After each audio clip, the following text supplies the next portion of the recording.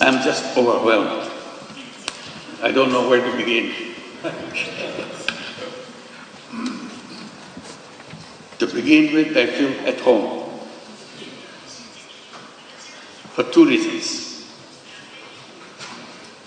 I always felt at home in an academic environment. I always felt this is where I belong to. And being in that environment again makes me feel the feeling of being at home. Second reason that I feel at home, because Peking University is my home.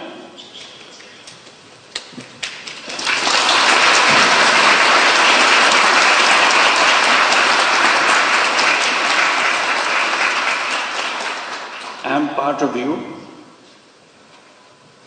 because you accepted me as an honorary professor. I'm sorry that I couldn't spend much time with you, but I always hoped I could spend time with you and share with you all the excitements of the academic world and the world that you want to create for future generations. That's our task in the academic environment, to build the future world, not just learning about the current world. It's the next world that we want to prepare for. So that makes me feel completely at home.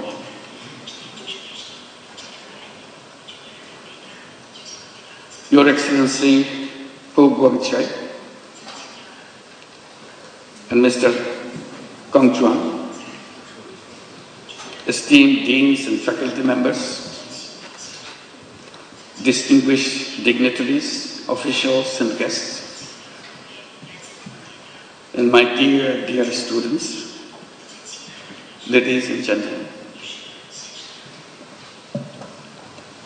It is with great humility and profound gratitude that I stand before you today in this prestigious institution, Peking University, the center of knowledge, wisdom, innovation, and excellence. To receive an honorary doctorate from such an esteemed university is a great honor for anyone. And I feel so humbled by your gesture for choosing me for this particular honor. This recognition once again reminds me of my commitment to work for realizing the dreams of the millions of youths who were the vanguards of the transformational changes in Bangladesh just last year. Their vision to establish a new Bangladesh in place of the Bangladesh that we had until last year.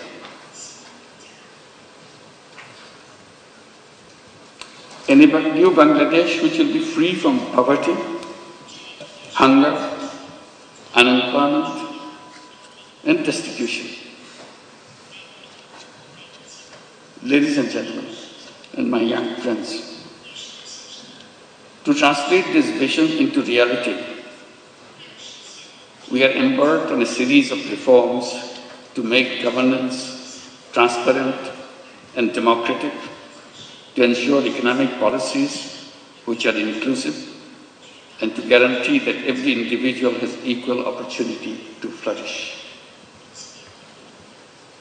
Our reform initiatives are at the top of our priority. Our goal is definite. Our work plan is exhaustive. For building a stronger and more resilient Bangladesh, we emphasize economic transformation through entrepreneurship, greater investment in education and technology, and a stronger international cooperation. Distinguished guests, I have a deep and personal attachment with Peking University.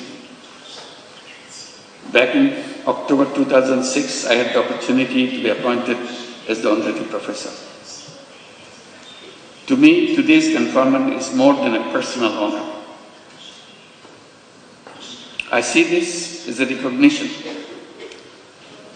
as an acknowledgement of the resilience and courage and determination of the people, especially millions of women and young entrepreneurs who continue to prove that no challenge is too big when they are given the right opportunities to develop and break the shackles of poverty and marginalization. Throughout my journey, from being an economist to founding Grameen Bank, from pioneer microfinance to advocating social business, my core belief has remained the same. People are not poor because they lack of skill or ambition. They are poor because the economic system has never given them a fair chance. So poverty is not because of the something lacking in the person. It's not their fault. It's the fault of the system that we built for ourselves. That causes poverty. That causes all the problems for human beings by wrong thinking. And I blame myself for being part of that institution, academic institution, where we pass on this wrong knowledge to the next generation. So I plead guilty that we have not been able to change those ideas, wrong ideas, which make people suffer. So my struggle has always been to go back, to find out the faults in the system that we promote, we teach the young generation, so that we do not repeat the same thing for the next generation.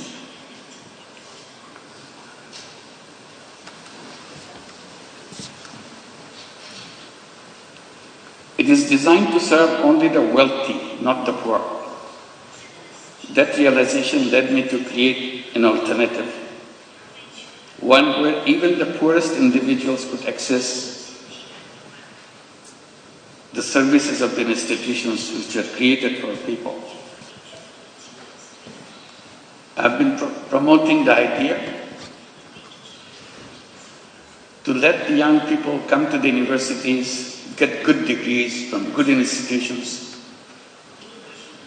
and then go to the job market to become job seekers. I have been telling that this is a wrong idea. Human beings are not born to become job seekers. Job is a wrong idea. Human beings are creative beings. They enjoy doing creative things. Job is a negation of creativity. Job forces you to do things what your supervisors want you to do. Job is a continuation of the tradition of slavery. Human beings are not fit for slavery. Human beings are independent beings. So I keep on promoting the idea that all human beings are born as entrepreneurs, not job seekers. Universities should be preparing young people to go out and become successful entrepreneurs, not job seekers. And that idea came from a simple experience. I started as a small initiative with a handful of women in a village next to the university where I was teaching in Bangladesh. I started lending tiny little money to the poorest women that the world has ever known, just to make sure she feels that she can handle this money and change her life. I had no idea that whether it would come true, but I was amazed how these illiterate, poor women could use tiny little money, $10, $20 worth of money, and did a very successful way of paying back and change her income situation. And she continued to pursue that round after round and change her life. And it turned into millions of women all over Bangladesh, and with perfect record. That convinced me totally. All human beings are entrepreneurs, because we are taught in the textbooks only very special people are born as entrepreneurs. Rest of us human beings have to serve under them. I said, that's absolutely wrong idea. If the poorest illiterate women in Bangladesh can become an entrepreneur with a $20 loan, $30 loan, anybody in the world can become an entrepreneur. It's nature to the human being. We didn't train them. We didn't tell them how to run a business. She figured it out all by herself, because it is innate part of a human being. So that continues with a bigger question to me. What should be the purpose of education? And I keep coming back. Purpose of education is to enable to go out and bring that all creative capacity to change the world. And universities and educational institution is not only a place to learn what happened, also imagine. Imagination is the greatest power on earth. If you imagine, it will happen. If you don't imagine, it will never happen. If you look back, things happen because somebody imagined it. Imagine something big, something unheard of, something you never dared to hope that it will work. But you imagine and stay with it. If you stay with it, it will happen. So that is the greatest power. Imagination is more powerful than anything you can bring together.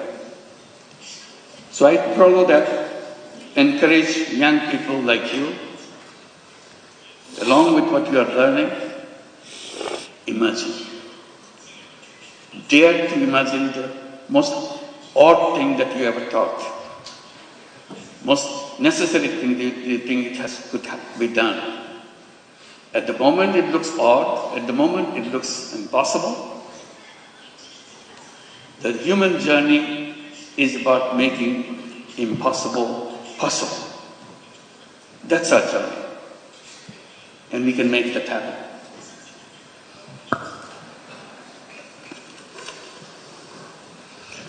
Then I came to my other point.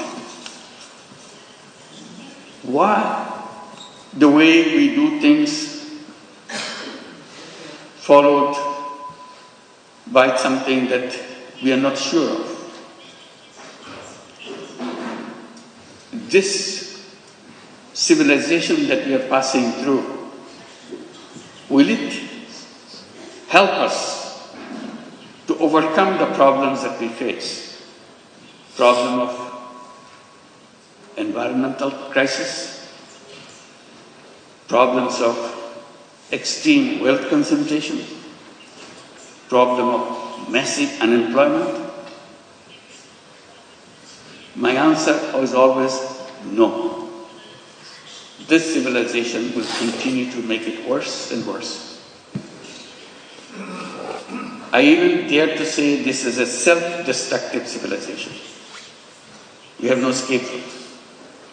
We have to build a new civilization as soon as possible. Abandon the civilization that we are passing through and move on to create a new civilization. And I asked myself, what will be the feature of that civilization? The answer to me is very clear. That civilization must know that there is no environmental hazard left anymore. And that can be done with just creating a financial system, creating an economic system which doesn't depend on creating carbon emission. Carbon emission is going to kill us, so we have to get rid of carbon emission. We have to make sure there is no wealth concentration. We have to make sure there is no unemployment. So I come up with a simple formula by saying we have to create a civilization of 3 zeros. 0 net carbon emission, 0 wealth concentration, and 0 unemployment. Sounds very reasonable, but to work it out, you have to abandon the old thinking process. You have to create a world where each human being will be given an opportunity not only to express his selfish interest, also selfless interest, and create not only money-making business, create business to solve problems without any intention of making money yourself. We call it social business. So we have a series of ideas how to create this new civilization. And now I pass it on to the young people between age of 12 to 35 to create what we call 3-0 clubs. 5 young people get together, create a small, tiny club, 3-0 club. What do? Each person, each member of that club commits to undertake a new journey of life. I shall not contribute to global warming myself. I'm not saying the whole world should do that. I'm saying to myself, I do not want to contribute to carbon emission. How? If I do it now, 7 days a week, I promise to do it 6 days a week. If I achieve 6 days a week, I want to do it 5 days a week. If I achieve 5 days a week, gradually 2 days a week, 1 day a week, and nothing. So I become a 3-0 person. Idea is if I can become a 3-0 person, you can become a 3-0 person, world would be a 3-0 world. That's a simple idea. And I'm amazed by the response I get from the young people all around the world. They keep on adding numbers, 3-0 clubs. I hope you'll consider examining whether you'd like to form your 3-0 club and create a new civilization, which you'll be proud of. This is an imagination, but the imagination is where the journey begins. Let's begin the journey. Thank you very much.